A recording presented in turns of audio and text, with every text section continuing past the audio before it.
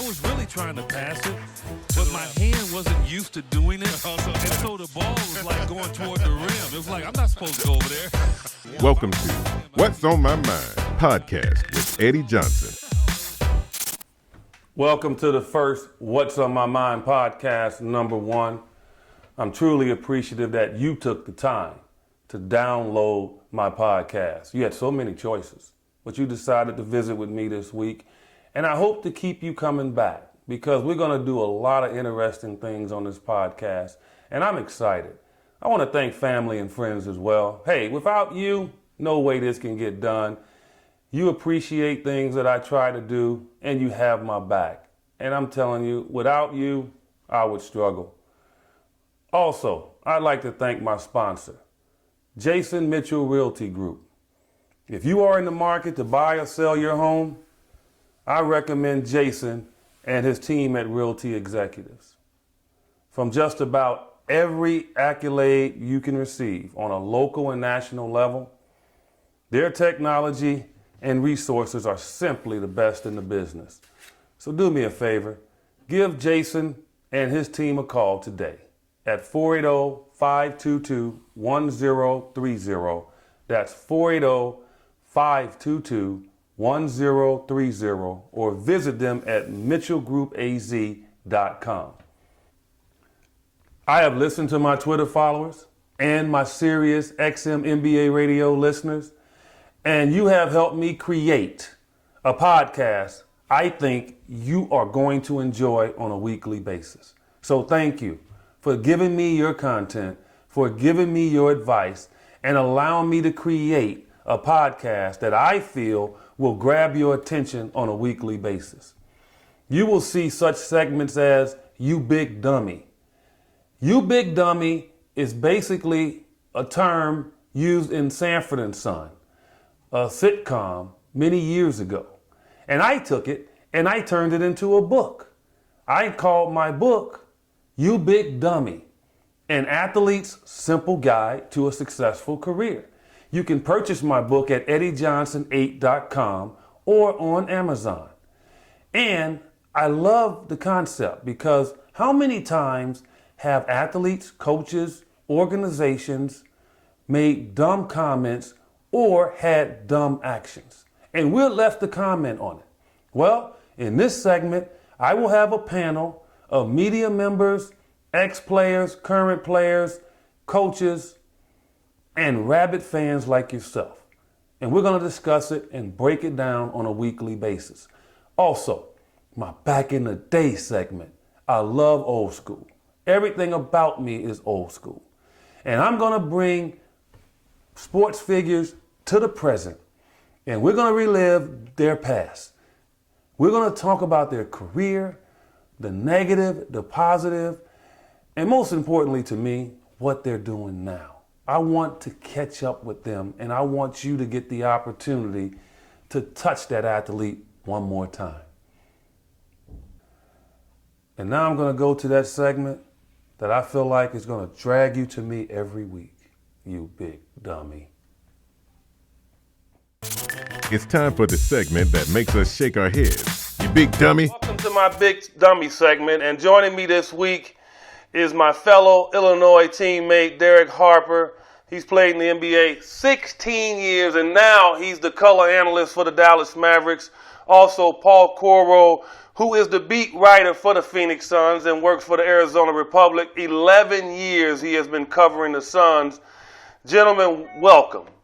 My subject this week is very interesting to me because this summer, the National Basketball Players Association decided to go off on their own and develop their own awards show. And we're seeing a trend now of athletes wanting to have their own voice. And most importantly, which I thought was a slap in the face, they voted another guy for MVP. And his name is James Harden. And I thought James Harden had a tremendous year last season. But no doubt about it, Steph Curry had one of those years that I think we're going to remember for a long time. Because not only did he have a fantastic statistical season, but his Golden State Warriors won 67 games and won an NBA championship.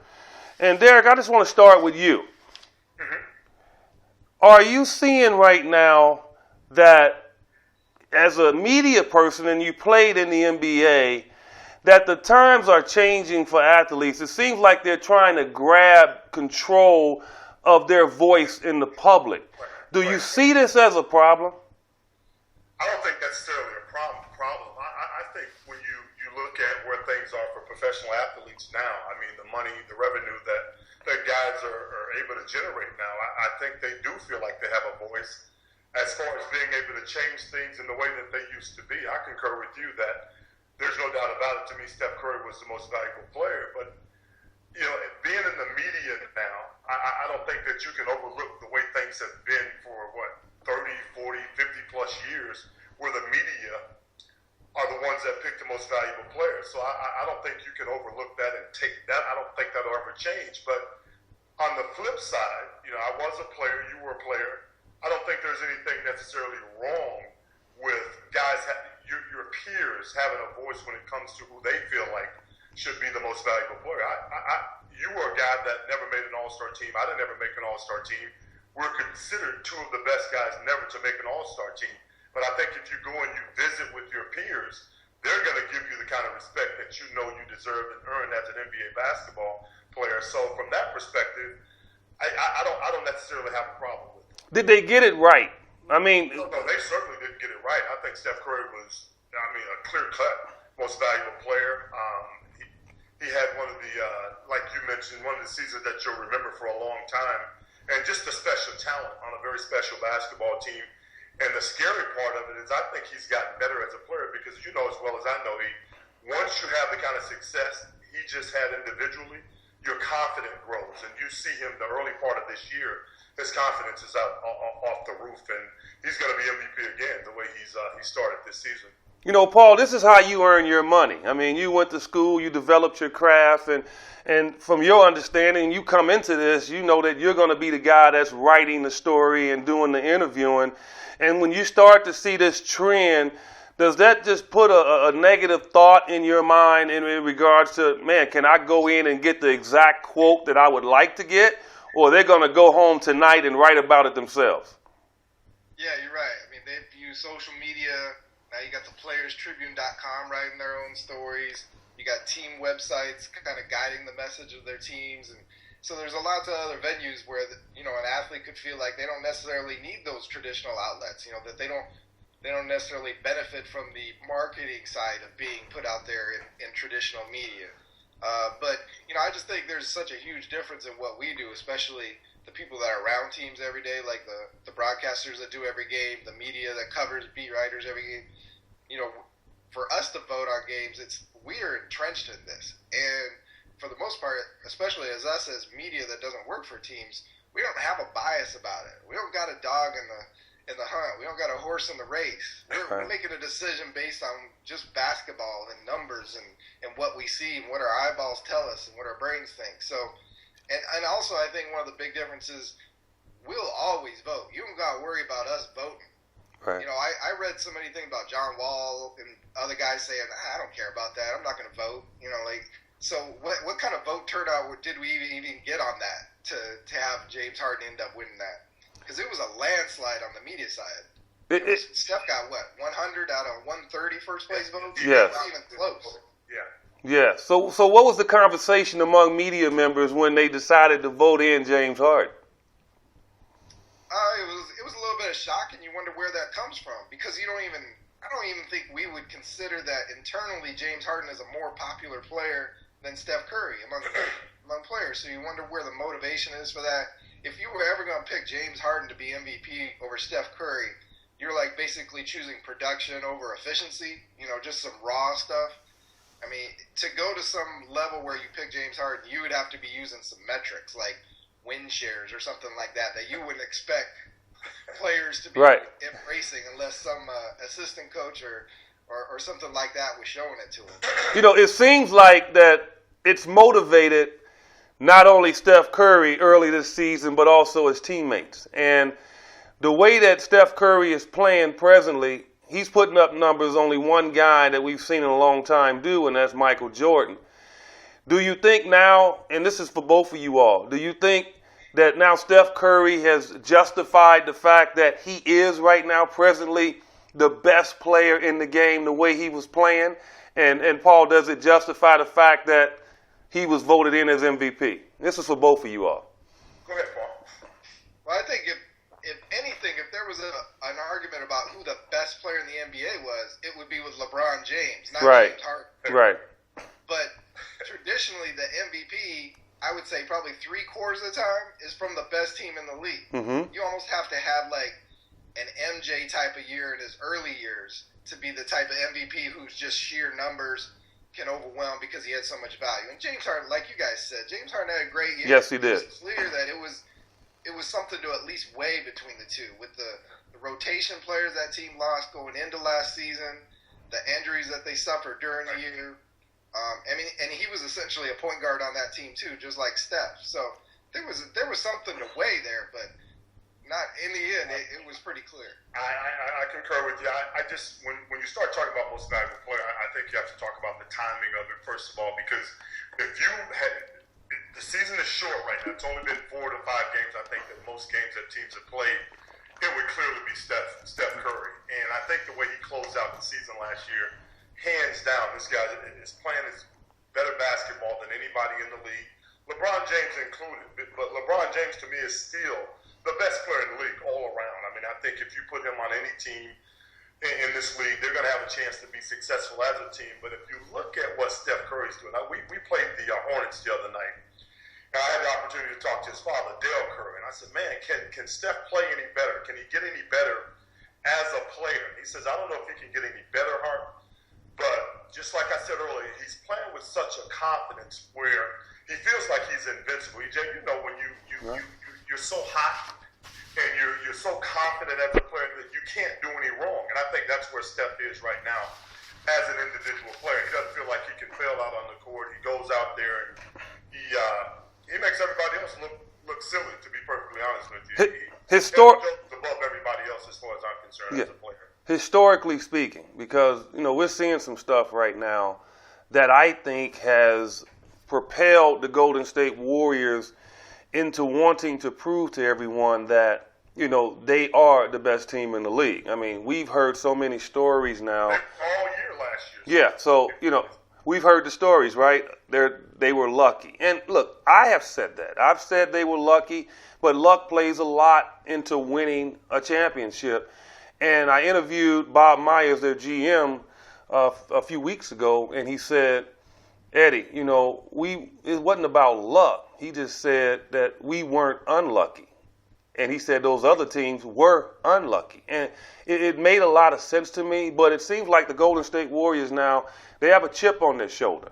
And Steph Curry in particular, historically, do you think right now, where do you place him? Because, you know, look, I think we all think that, and we've mentioned it, that LeBron James is still the best player in the league. But Steph Curry is making a run at something special that we haven't seen in a long time. And so the argument now is out there, you know, where is he placed right now in the league? And it's unfair because the season's not even a quarter old, but what are you all thoughts on Steph Curry and where he's placed? Well, I think he's starting to get something special going, and he's doing it at a younger age than like what Steve Nash did when he was a 2-time MVP. You know, it's similar to what Nash and Rose did as far as picking a team up and carrying it to a much higher level to be an MVP, but he's in his mid-20s. He's doing it with flash and flair that everybody falls in love with. You know, you compare it to James Harden, people watch him and he's flinging his arms under other guys' arms to draw fouls, and people aren't attracted to that always necessarily to watch. Steph's making shots that are unbelievable, and like you said, his confidence is at a supreme level. And what the motivation that they get from like Doc Rivers saying they were lucky, or people saying that they were, you know, avoided certain teams, that's just nonsense, because they did stuff last year as an offense and a defense that teams in the league hadn't done for decades. He's must-see TV right now. I mean, when you hear that the Warriors are going to – I was trying to find their game last night against the Nuggets, okay? When you think about basketball right now, the first thing that comes to mind is Steph Curry, not LeBron James, as great as he is. But when you think about – when you see an ESPN commercial that the Warriors are going to be playing against against the Clippers, or they're going to be playing against the Phoenix Suns, whatever team they're going to face, you get excited because you're getting ready to see something special. And that's where Steph Curry is right now as a player. I mean, he's special. He's dynamic. He's a guy that you want to see every single night to see if he's going to make. This guy has more threes than I think. He has more three-pointers as an individual than maybe 5 teams in the NBA have as a team. So that shows you the efficiency that he's playing with as a player. And like I said, I'm just sitting back enjoying the show because it's a tremendous show to watch right now. You know, so we all agree, I think, that, you know, Steph Curry was MVP last year. So what's some things that, you know, because you have all these different entities, Paul, like you said, you know, they're starting to have their voice and they're starting to make decisions and have their shows. Do you see an end to this, or do you see it getting worse than what it is? I'm sure it'll keep going that direction. I mean, it's just like when teams start their own sites and players start their own accounts. You know, they're always going to have their own voice, and you know, it's something we in the media to do because sometimes those guys want an unfiltered way to defend themselves, express themselves. But I don't think there's ever going to be where that becomes the mainstream, where fans go to that instead of traditional media. I mean, there's an aspect of what we do that's honest, for lack of a better word, where, like, you know, I always say, like, fans don't just want rah-rah about their teams. When you're a fan about a team, you're passionate. You get mad at them. You criticize them if you're that much of a fan. Exactly. So you want explanations for when too much love going on, right? No, I don't think there's any doubt that the media isn't traditional media. It's here to stay. It's not going anywhere or anything. But the league, individual players in the league now, everybody is about branding themselves right now. And that's what people want to do. They want to brand themselves. They want to separate themselves from the main core of things and be their own individuals. And, you know, if I was in position to do that, I don't see anything necessarily wrong with doing it. There's a way to do it. And quite frank, I don't know if these guys are going about it the right way, but I don't see anything wrong with having a brand and being able to generate revenue and do different things outside of your team in respective areas. Yeah, well, the National Basketball Players Association has been around a long time, and a lot of positives have come out of what decisions they've made, and we've had some negatives. And in my estimation, I just thought that was a negative this past summer. I think the media overall should always vote on players and make the decision there, because they're outside the framework of. They picked you, EJ, to be an all-star. That's right. I mean, never picked me. See, maybe the players would have picked me, but I don't know how powerful that would have been for me in that regard. It carries some weight, though. That's what I hang my hat on. Is that I played against Magic Johnson, Kevin Johnson, Tim Hardaway, Gary Payton. The list goes on in the Western Conference, and I missed out being an all-star because of those guys. But I think when I see those guys, the love and respect that I get from those guys, sometimes it feels good. It keeps me going a little bit when I start thinking back on my career. You're back in the 80s, though, Harp. You're back 80s, 90s, where, we weren't all lovey-dovey. You know, look, you and I were teammates in Illinois. You try to rip my head off, but then we go eat after. I mean, in today's game, these guys is too lovey-dovey. They've been knowing each other since AAU. So how can we trust them to have a vote that we think is a fair vote? And you can't trust them because, you know, another thing, our votes are public. Everybody sees how we vote. If I had voted Anthony Davis first in MVP voting, everybody been like, what is that guy in Phoenix doing? But the players, we don't know who's voting. We don't know how they voted, if they do. And they don't want it out there, how they vote. And, you know, this goes like, for example, with the league, the coaches used to vote all defensive teams. And we would vote Defensive Player of the Year, and they would look different. And now it got to the point where coaches don't even want to do it because of how it looked. Yes. So now we do both. So you really think that guys there is a buddy vote when players get to vote? That you don't think these guys love the game enough, respect the game enough to vote for who they really genuinely feel is the most valuable guy? See, I differ there because I don't think guys are going to vote for buddies. I think look at the year that James Harden had. So there is a legit argument. Very. He could have been in the Yes, MVP. no doubt. I don't think guys are necessarily going to go, I'm going to go with my buddy and vote like him. I don't think that the vote would be tainted. I just think Steph Curry was clearly the most valuable player. But I think it's a legit vote, to be perfectly honest with you. So if Chris Paul, Carmelo Anthony, and You're going to say they're going to vote for LeBron? well, I'm just saying, and LeBron had the vote, and it says Dwayne Wade and says Steph Curry. Well, it obviously is Steph Curry, right? But he's got to go against his three buddies. I don't know. I mean, I just don't know, man. I think, especially if the vote, because the vote is secret, as Paul said, but what if it was public? If it was public, we know doggone well that maybe he would be transparent and it wouldn't happen. But since it's private, I just tend to think they support one another. If anybody voted against Steph Curry last year and what he accomplished, I mean, throughout the year, they were the best team offensively, rebounding, defensively. All the numbers point to them being champions. If somebody would vote, excuse me, against Steph Curry last year, then it's a joke to me. I think those guys, they're a joke, no question about it. But I just don't see guys, as much as they compete against each other and know exactly what guys do and bring to the table night in and night out, I don't see guys doing that. I just think that they would vote fairly, personally. I think some of that transparency would be just for whether they vote or not. Like I said, we don't know how many of the guys even bothered to vote. Right. Well, a lot of them didn't show up for the awards ceremony. Yeah, right. I got you. And then you also have all these, it's not just buddies, but you got guys that are from the same agency now that they got the, yeah. Guy. Right. It's just too close. Fair is fair, brother. MVP, Steph Curry, we can just sit, we'll do this again sometime. Halfway through the season, and I guarantee you it'll be the same way. Steph Curry will be setting the league on fire just like he's been doing the last year and a half.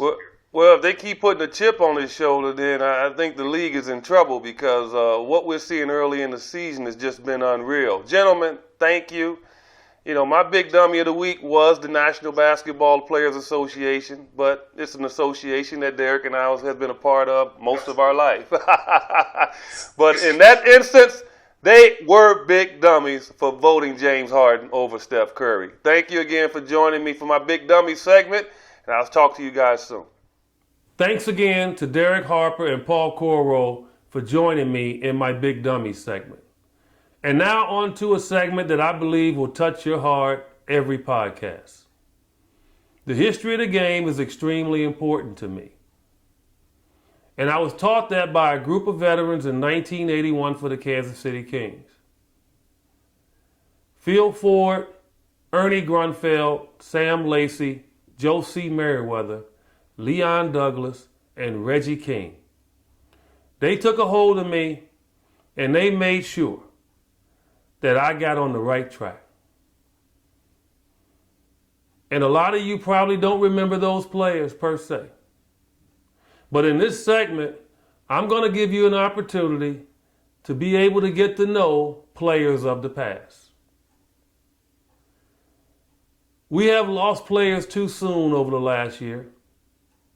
Most notably, Jerome Kersey, Caldwell Jones, Daryl Dawkins, and Moses Malone. I want you to enjoy this segment, every podcast, because you will get an opportunity to get to know players past just playing basketball. Reminiscing about back in the day. Back in the day, and I'm joined by Tyrone, Curtis, Muggsy Bogues. Yeah, that's what my mama named it. And you know what? Is it okay to call you Tyrone? I got to call you Muggsy. No. Mama did a great job. I mean, she called me Tyrone. She came up with that name for a reason. So, that's only two people ever would call me that. She's no longer here, but I'll allow you to do that. Now, back at Dunbar High School in Baltimore, Maryland, where you made your name. Yes. And had some great teammates. You can tell me about them in a second. Yeah. Is that where Muggsy began? That's exactly where Muggsy began. Just before I even got to Dunbar, was growing up in that inner city of Baltimore. When you coming from that hood, as they want to call it, that project atmosphere. I mean, it's challenging. It's Right. tough.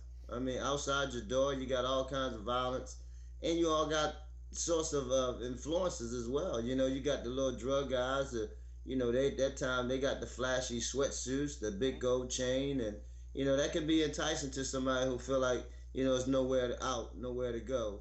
Because of the situation that we all grew up in. But I had a different means though.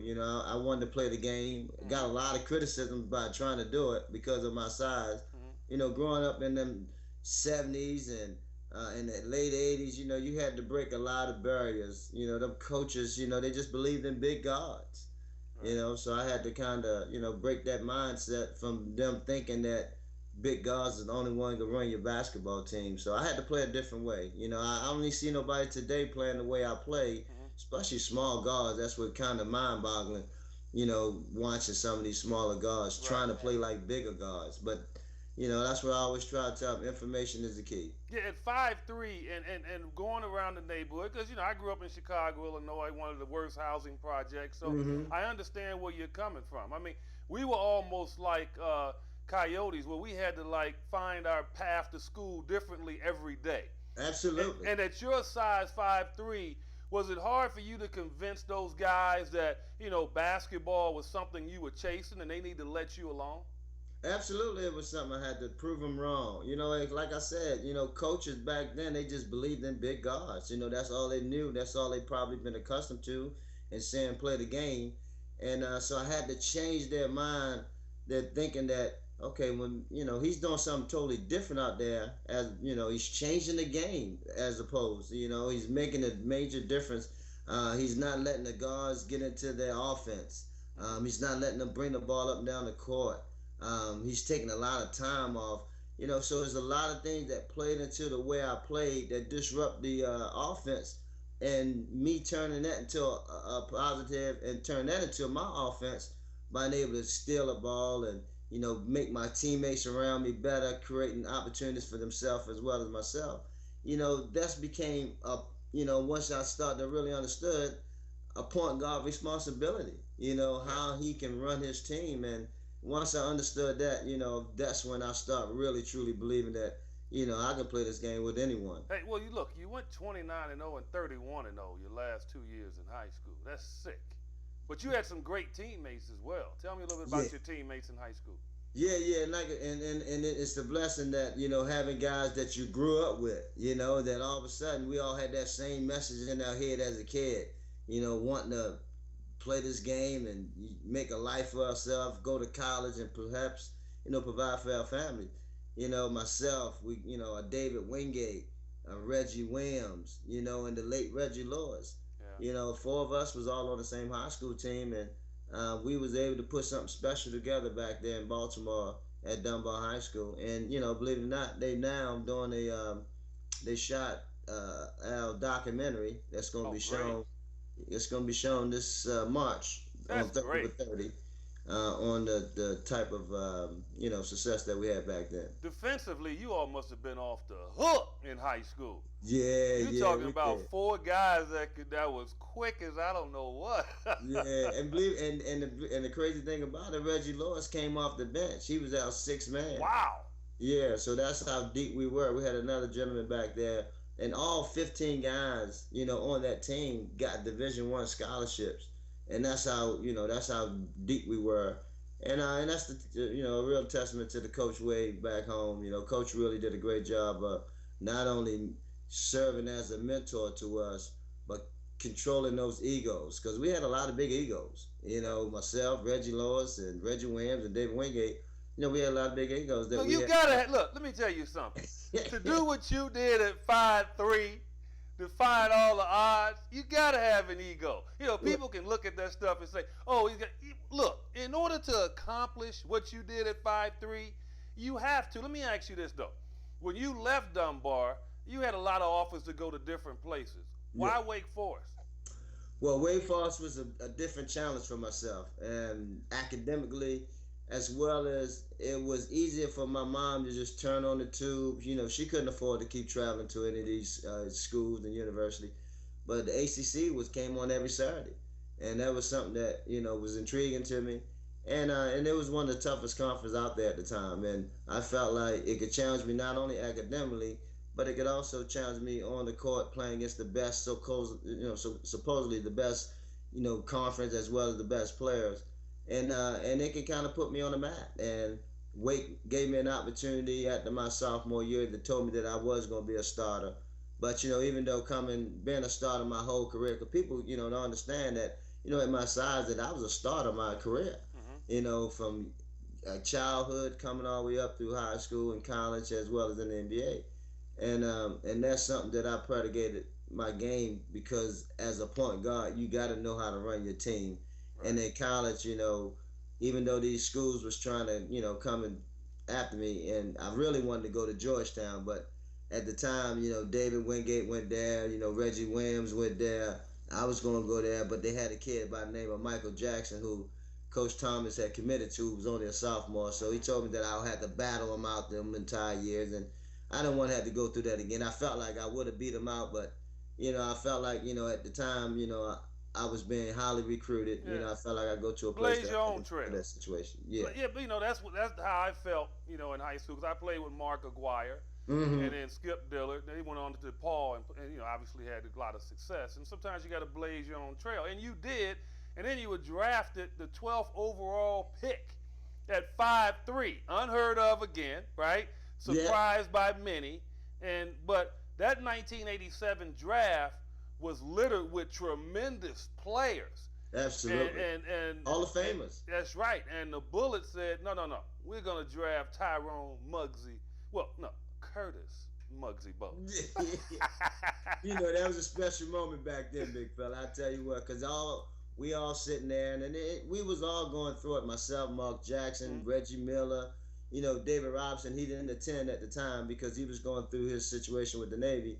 Ahmed Gilliam, may he rest in peace. Yes. I mean, I can go down the line. Charles Smith, Dirk McKee. It was so many of us. Kevin Johnson.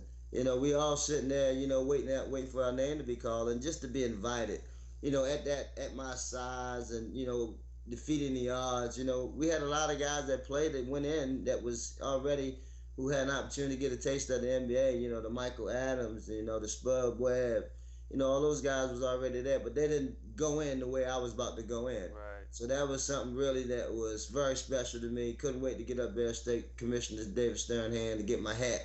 To do my interview. So that was, hear my name called at 12. Because Mark Jackson and I, we knew either one of us was going to go, because the Bullets was talking about either Mark Jackson or myself, and either New York was going to take me or they was going to. So we both decided, we both all of a sudden wound up going home, so to speak. Right. He went home to New York, I went home to Baltimore. That was great. I mean, did you hear noise back then because of your size being drafted that high? Did you still feel like, man, I still got to come in and prove myself, despite my success in high school and at Wake Forest, proving to these knuckleheads that, at my size, I can still come in, compete, and make a difference and help a team win? Absolutely. I had to each level you got to keep proving. No matter what it was, I just had to keep proving. And, Washington, there's a big-time media type of circuit there. And having Manute Bol at the time, the tallest player in the game, and having the smallest player in the game, it sometimes became a novelty show. Mm-hmm. They treated it as that. But my game always wanted to speak louder than anything. But at the time, we had a coaching change. They got rid of Kevin Lockery. They brought in Wes Unseld. And then we just had a different mix. I was a guy that was wanting to run, and they had a bunch of guys that were just on the tail end of their career.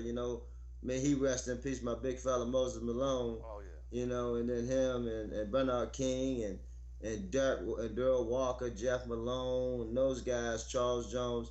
They was they wanted to kind of slow the pace a little bit. I was more up tempo, mm-hmm. and it just didn't match. And then fortunate enough for me, the Hornets came in '88, year right after it, and they selected me. I came down here in the expansion draft, and and it was a blessing in disguise. You did your damage. Before you jumped to Charlotte, though, what about Nudie, man? Oh I my mean, you know what? Look, I try to tell people stories about Manute Bol, and may he rest in peace as well. And he has a young son that's Yes. doing well, and you have a grandson. We'll talk about him later. But Nudie, man, he was one of the funniest basketball players that I Oh had my ever goodness. experienced. Oh yes, he was. I mean, him and Moses at the same time. I mean, we had so many stuff, so many stories to tell. But just just just a testament of his spirit and how good he was on and off the court. He was a big competitor. Manute at 7'6" always wanted to shoot 3-pointers. Yes. He didn't want to play with his back towards the basket. He wanted to shoot 3-pointers.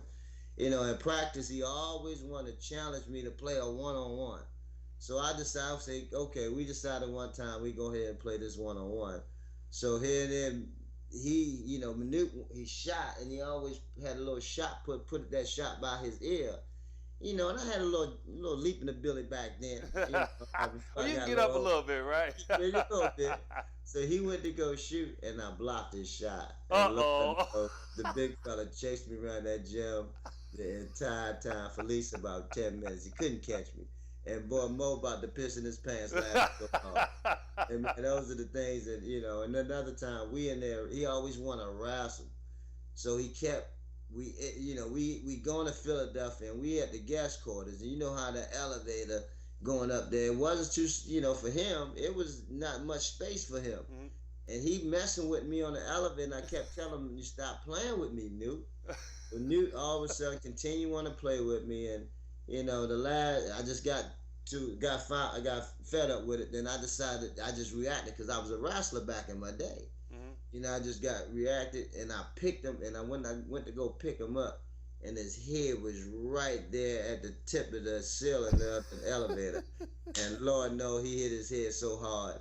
And he chased me down the hallway, down the steps, through the little corridor down there. Man, I tell you, I had so much fun with him and Moses, man. And Mo, he was the guy that brought me into the game. I mean, he was the one that, as a rookie, just introduced me to it and told me how to stay focused and how to understand that this NBA is a day-to-day type of situation that you can't could get caught up in. It told me stop reading the paper, stop reading articles, good things as well as bad things. And playing with him, I mean, he was just a hoop, because he had that, that funny side to him. He was a big jokester. And one funny story about Moses, we sitting there in practice and I was in awe with these guys, so I'm sitting there and Mo, he said, and Wes had just taken over about a week and a half and we just come back from Chicago, losing to Michael and them. And so we getting back and we had practice at the Fort Meade and Wes all of a sudden decided he wanted to tell Mo how to post up and then how to rebound and we stretching and Mo he looked at me then he turned around and looked at Wes and he said motherfucker the last time I looked up in the fucking record book I'm the motherfucker that had 15,000 motherfucking rebounds 16,000 motherfucking points. Don't forget I used to bust your ass. Oh man, I just fell out. I died. I got lost. I was a rookie. I said, "Oh my goodness, this is what the NBA is all about." That's what it's about. I'll tell you, Oh man, I'll tell you those stories are great, man. Look, Yeah, and yeah. you know what?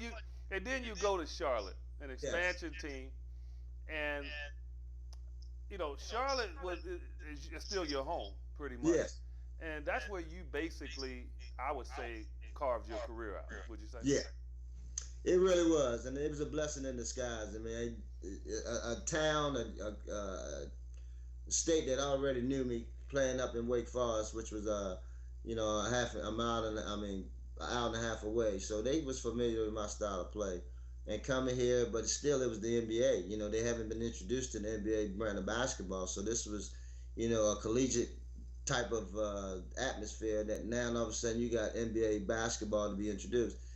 Coming in with different guys, from different organizations, Del Curry and, Kelly Tripucka and Kirk Rambis, those guys. And, then we drafted a Rex Chapman, who was a young guy So we had Earl Curtin. We had some good pieces to play with, and had some. Then we had the coach of Dick Harder. Was our coach, and it was. We had another gentleman. Robert Reed was another one guy that really played a big role for us. Him and Ricky Green and Michael Holton. So we had a bunch of veterans mixed in with a couple young guys, myself and Dell and Rex, and it was interesting. The town we was never used to, and our very first game, they had everybody in tuxedos and the women in gowns, and we playing Cleveland, Malt Price and Brad Daugherty and the boys, Rod Harper and those guys, who was pretty established in the league.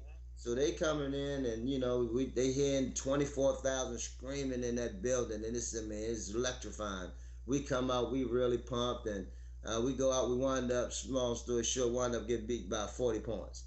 So, and then all of a sudden, the team just leaving out, and then all of a sudden the crowd just stood up and just started giving us a standing ovation. We thought they was crowd for the Cleveland, but they gave us a standing ovation, and from that moment on, we knew this was a special town, a special city that supported the team, and and they was going to grow with us, and they did. And my time here has been blessed.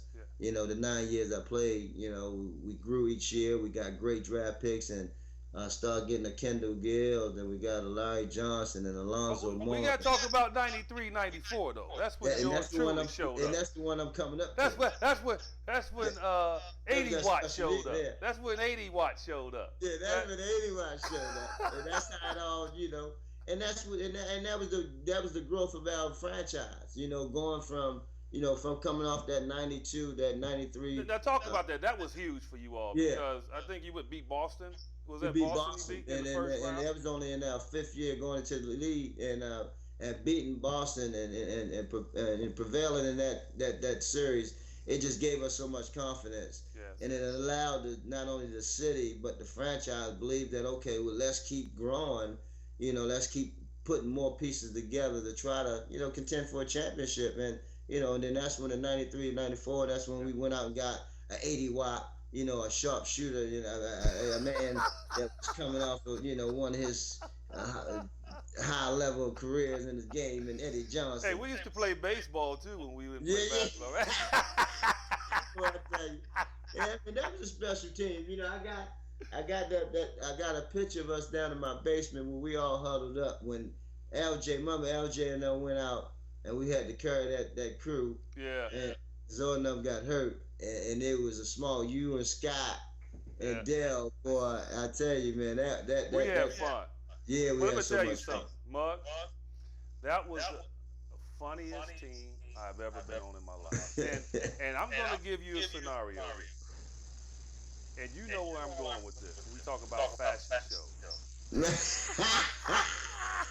I've never been on a team that took dressing as seriously as you guys did. I mean, and it was funny because before every game, you had to walk into the locker room and you couldn't go to your seat. You know where I'm going. You had to come in and you had to go to the middle of the floor and everybody dissected what you had on. Now, a lot of us was at a disadvantage because you, LJ, Alonzo, and Johnny Newman, you all never wore the same outfit in 82 games. So, what got me though, and you thought you were slick, but I know what you were doing. You always came in last. And I truly believe, you can admit it to me now, I truly believe that you would actually park in the parking lot and wait till everybody came in. Well, you have to have a method, as you're going through it. Because, I brought the young fellas in because when they first came in, L came in with sweats, and we killed him. He come from UNLV, had these old sweats on, and they were so tight. We like, man, you can't be dressing like that. That ain't how you go to the game. That's how y'all go to the game in UNLV. So Zoe come in. He come in with the little tights and the sweats and and then all of a sudden he started putting the little pieces together, and then he got his own little tailor because he saw me and Jay New we was the only two that come in. Gomez, Del Curry, he was struggling. Yeah, he was struggling. Yeah. Him and Gate, that Driving was a up in battle that for pink them. Cadillac. Yeah, That was a battle. That was a battle for them. So it got to a point, and then Kendrick, he thought that he was kind of slick out there too. But we had to, you got to know how to put the pieces together. But we used to love how you came in with that white shirt. I mean, your shirts was crisp. Well, we loved your shirts, and your tie was nice and tight. But it was just a little tab too tight. Because that thing made that thing globe so big, it was shining, and we were playing them cards. It really stood out. Man, that was hilarious, man. That was a great look. Your career, look, you weren't a scorer. You weren't a guy that was always looking to score. But you know what? What's amazing is in this world of analytics, and people always want to look at numbers. At your size, you shot 47% from two for your career, okay? Mm-hmm. So that told me that you made your shots, you got good shots, but you also navigated against the tall timber. And then finishing 18th all time in assists. If you can measure that out based on the disadvantage that you had going against all the tall timber. And we always look at this Hall of Fame and we see how they put guys in and they give reasons why. And obviously, unfortunately for you, you didn't get a chance to play in a ton of playoff games, so they always measure championships as a way to get in. I mean, do you think down the line that the Hall of Fame should maybe change a little bit, maybe become an NBA Hall of Fame where, guys that probably are due will get a better look? Absolutely, and that's a great question. And a lot of folks always ask me and say, Muggsy, you prime for the Hall of Fame, blah blah blah. But I always tell them, I didn't win any championships. I didn't play in as many playoff games. I didn't make the All Star. Right. The criteria that what they look at in terms of the body of work. But going back from I remember playing in college.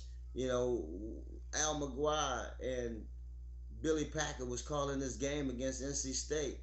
And the way I was dominating the game, he said this game alone, this kid will be a Hall of Famer. And he say I've never seen a guy 5'3" dominate a game so as much as a Patrick Ewing, a Ralph Sampson. For me, yeah, I could give or take it. Because I'm just thankful that I had the opportunity to showcase what I was able to do. I was blessed to not be, have a ceiling put on me. And I broke those barriers. I did it the essential way, like any average high draft NBA player would want to be going to the league.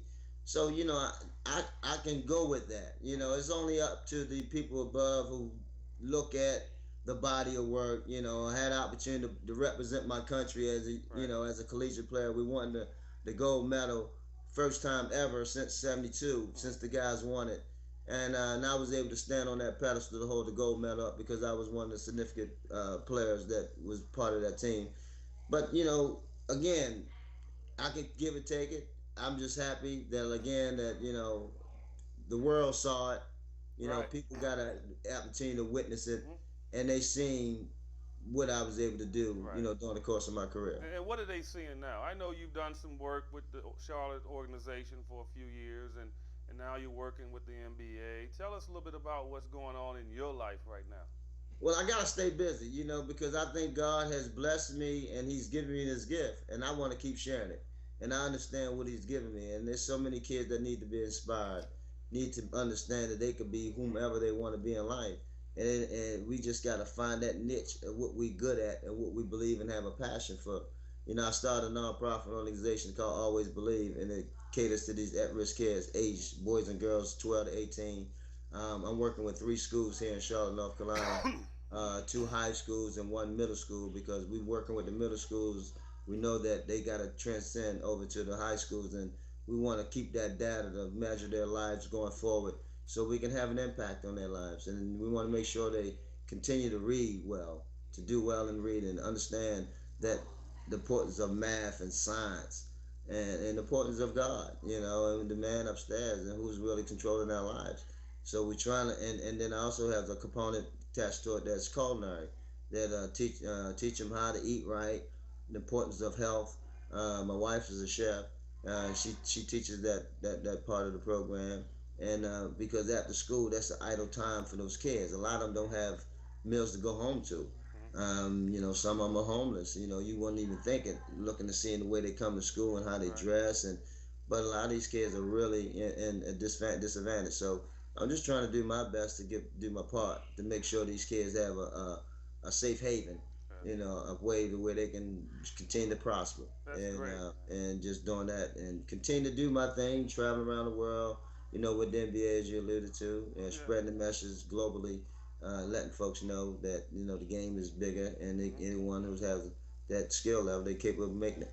Now brag on your grandson. I'm gonna give you a chance. Oh man, that's my little fella. Boy, I tell you, my little fella he's close to me than anybody I've seen, and it may be because he's small right now, and that and of course he's been taught by me, and he get that information, on both ends of the floor. Loves to push the basketball, got mad handles, keep his head up all the time, trying to look to make a play, love to score, a little different, but he loves to create. Defensively, he loves to steal the ball. He loves to get in there and challenge, and he got the little niche where he can get up underneath for you. And so I'm just happy that he's taking on this game. Yeah. But he's a great student. He's a kid that understands that. I need to now. Because he wasn't. He's a little kid that was lazy in school. They held him back a year, and he understands now that school is very important. And now get to spend a little more time with him. He hears it a lot of it, and his mama doing a great job with him. So I'm proud. The way she's raising him. That's great, man. That's great. Now, how can we see him? We can see him on YouTube. What's his name? Yeah. His name, he go by the name of Fat Man, but they can pull up Muggsy Bogues' grandson, and you'll see that highlight video of him doing his thing out there. Okay. Now, before I let any of my guests go, I have 5 rapid questions. And you got only about maybe 30 seconds to answer it. All right. Now, you're a fast guy, so, it's pretty easy for you. Yeah, okay. What would you have done if you hadn't played basketball? What have I had done if I hadn't played basketball? That's a hard question. Because drugs and growing up in the inner city was enticing. But I think I probably was still, communication was my major. I probably been doing something in TV. Okay. All right. What adjective does your wife use to describe you? What adjective will my wife describe me as? Damn, boy, I don't know if I can say this on camera, but I'm going to keep this clean. Loyal. Loyal? Yeah, loyal. All right. Yeah. All right. Okay. Now, when you played, we all had guys that we targeted, okay? So every time you played or you played against this person, who did you want to bust up every time you played against them? You can say it now. He don't play anymore. Look, Reggie Miller, Danny Ainge, those were guys I always wanted to bust up. John Paxson, guys that just got under my skin. Yeah. But every time it was something about GP that he always, wanted to talk, and you always want to have a good game against him because he brought out the best of you. GP was one of them, and John Stockton was another. Them two, that you always felt like, and it was nothing negative towards either one, but it was because we was chasing, I guess, Stockton, because he and ours at the time was 1 and 2 in assists, and still we was 1 and 2 from 90 to 94. We was battling so badly, but GP, he just had that aura about himself. He wanted to talk a lot, and he wanted, that was his part of his game. So you wanted to come at that, and where I came from, that talking ain't play well with me. Right. So that was something that you always want to come back at. Okay. Now, I asked Reggie Theus this one last night. He ran it off quickly for me. All right, in your basketball career, but it could be around your career. Mm-hmm. Is it somebody that you just wanted to smack, but you couldn't do it then? But if you could get away with it and smack them, who would it be?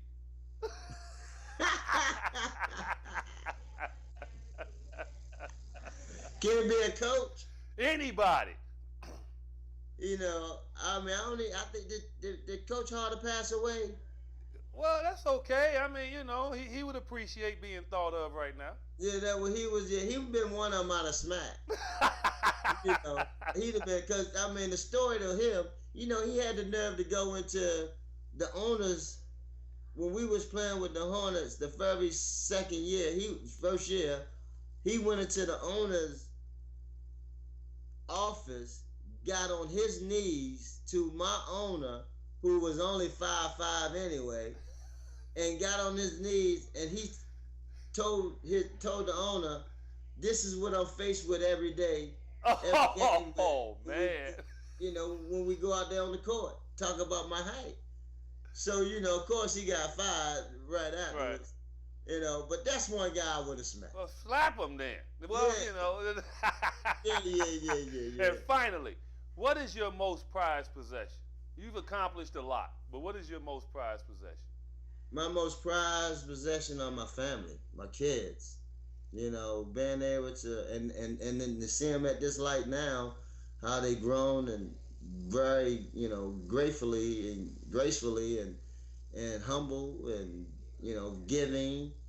And, you know, that's my proudest joy, you know, seeing them now, my oldest having our own kids and how she raising them. And so all the values that we instilled in them and, you know, the principles that made sure that they understood, you know, seeing them come to a fruition within your own flesh and blood.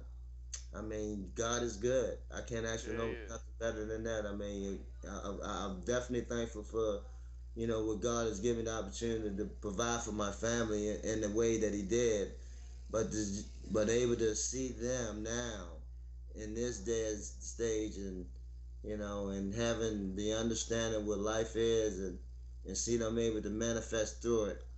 I mean, that's precious. All right, hey. Tyrone Curtis, Muggsy Bogues, thank you for joining me back in the day. Appreciate that, 80Y, 80 Johnson, gunslinger. All right, take care, man. Here are Eddie's final thoughts. My final thought this week focuses in on one of the most tremendous athletes that we have ever seen. And presently, he is trying to complete 20 years of playing in the NBA. And his name is Kobe Bean Bryant. He entered the NBA at 18 years of age. And I remember early on in his career, teammates struggled and wondered why he was so committed. He'd rather watch film than be at the club. He'd rather get extra jump shots up than play video games. And now we see why. 5 NBA championships, MVP award, numerous all-league, all-star games, and will retire as one of the top scorers in the history of the game. Hard work pays off. And now we're watching Kobe Bryant fight something that we all have had to encounter. Father Time. And he's losing. But Father Time loses to no one. He's undefeated. But we all reach that point where we realize that we've lost and we go away. Kobe's still fighting. And we can't criticize him for wanting to fight. He's made more money than most of any athlete that we've ever seen in the history of sports. It's about love. Let him hold on. And appreciate the glimpses of Kobe as the season moves along. An occasional 30-point game, an occasional 20-point quarter, an occasional last-second shot, or an occasional Black Mamba trot back down the court. He's earned that right, and we need to give it to him. As we have so many great people in the past. I wish that Al Pacino could still be Al Pacino and give me Scarface too, somehow, some way. Or Arnold Schwarzenegger can give us the kind of Terminator that we really want to see. Or Sylvester Stallone can be Rocky instead of supporting Creed. But we understand time moves on. And it's Kobe's turn. And my suggestion is, let's let him have his turn. Because we do know Father Time will not lose. So let's enjoy. And let's really pray and hope Kobe gets through his 20th season and walks away healthy, with his head held high, that he accomplished something that he wanted to. And that's 20 years in the NBA and walking away on his own accord. That's my final thought for the week. Thank you. That's it for this week. Thanks again to ex-NBA greats Derek Harper and Muggsy Bogues and Paul Coro from the Arizona Republic. Also, thanks again to my sponsor, Jason Mitchell Realty Group. Please check Jason and his team out at mitchellgroupaz.com. And most importantly, thank you for downloading What's on My Mind podcast with Eddie Johnson, #1. I look forward to seeing you on future podcasts, checking out what I have to talk about, and it's going to be edgy, and it's always something on my mind, sports related, I want to share with you. Have a great week, and we'll see you soon. Take care.